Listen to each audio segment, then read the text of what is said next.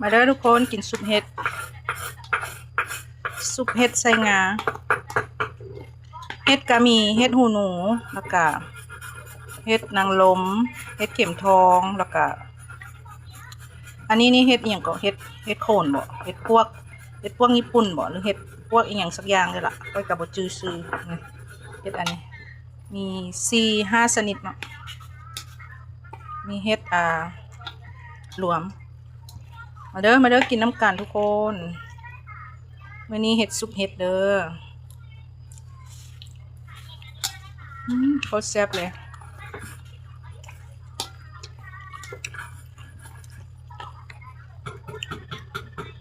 มีเห็ดเข็มทอง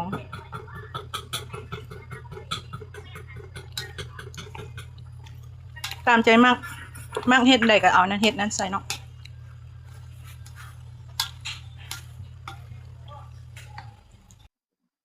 สบายดีทุกคน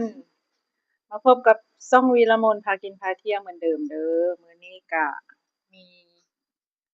ซุปเห็ดมื้อนี้น่ะซุปเห็ดแล้วก็มี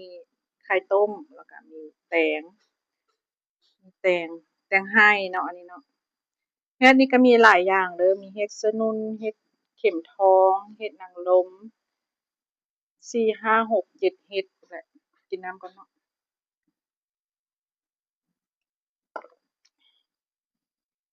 มาทุกคนกินน้ำกันใส่ไม่ถูกเด้อเจ็บมือ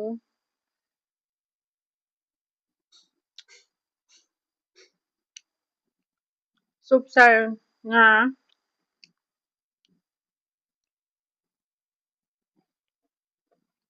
แล้วก็หอมเปรย์แล้วก็หอมลาบผักขะแยง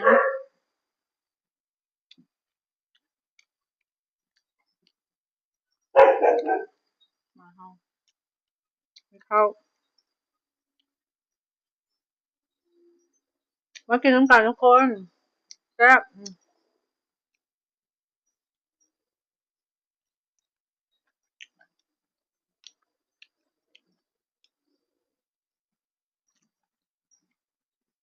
ยังเน้นเมนูเพื่อสุขภาพอยู่เนาะ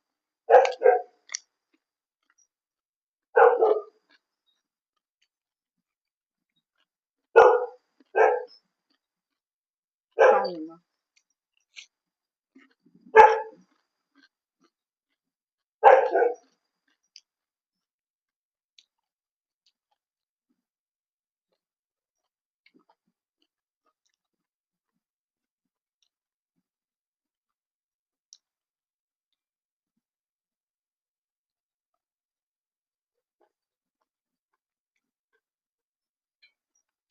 แค่นิดนึงก่อนเด้อทุกคนเพราะว่าคันไปลวกแล้วมันจางนึ่งเอาแซ่บจะบาน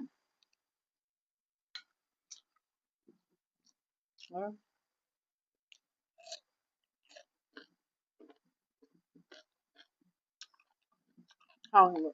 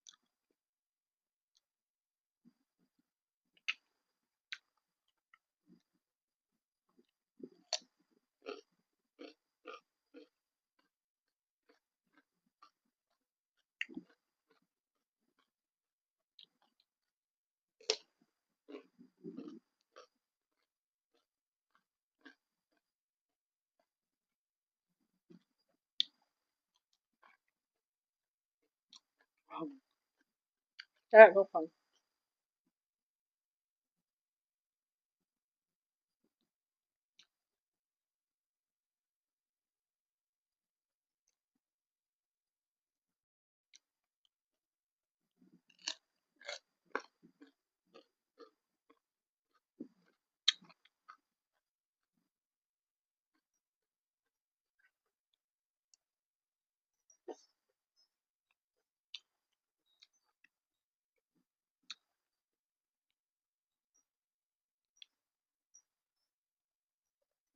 ลองใช้วิธีแบบนึ่งเอา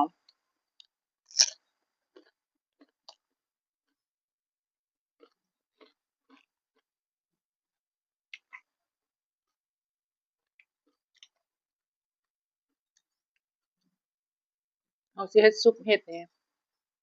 นึ่งเอามันค่อยแซ่บ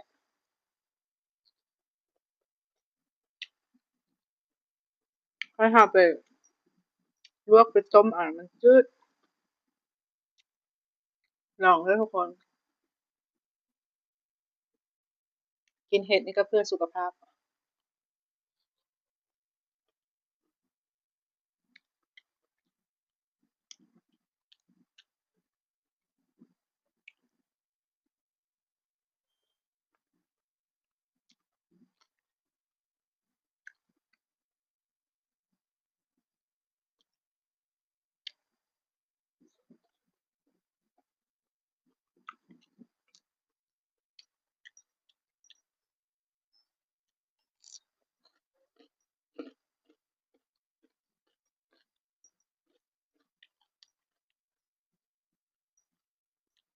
แล้วเช้าข้าวสวยเหมือนเดิม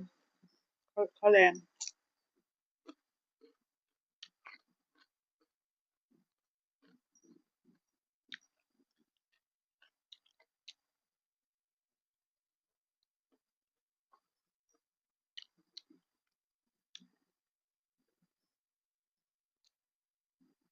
ซุปเห็ดซุปผัก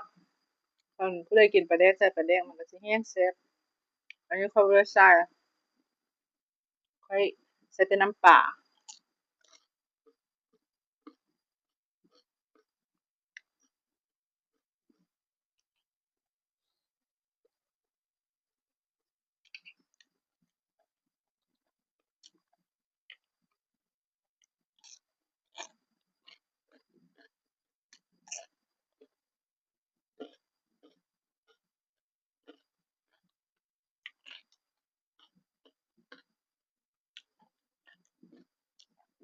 ไปแล้วทุกคนเจอกันคลิปหน้าในซองวิรมนพากินพาเที่ยววันนี้ไปแล้ว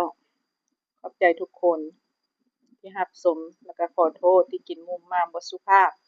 ก็ขอให้ทุกคนให้อภัยเนาะสบายดี